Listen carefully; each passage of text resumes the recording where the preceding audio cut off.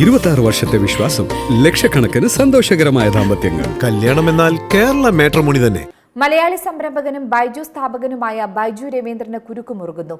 6 മാസത്തെ തടവ് ശിക്ഷ സ്റ്റേ ചെയ്യാനുള്ള അപേക്ഷ കോടതി തള്ളി.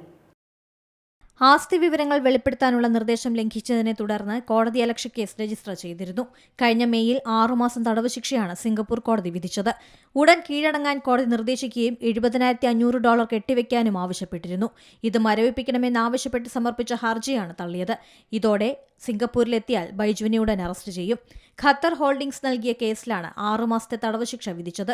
ആസ്തി വിവരങ്ങൾ വെളിപ്പെടുത്താൻ 2024 മുതൽ ആവശ്യപ്പെട്ടെങ്കിലും തയ്യാറാവാത്തതിനെ തുടർന്നാണ് കോടതിയലക്ഷ്യത്തിന് ശിക്ഷിച്ചത്.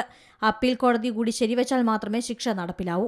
11,500 കോടി രൂപയുടെ വായ്പാ തിരിച്ചടവ് മുടക്കിയതുമായി ബന്ധപ്പെട്ട് ബൈജു സ്ഥാപകർക്കെതിരെ US ധനകാര്യ സ്ഥാപനങ്ങൾ നൽകിയ കേസുകൾ USലും ഇന്ത്യയിലും കോടതികളിലുണ്ട്.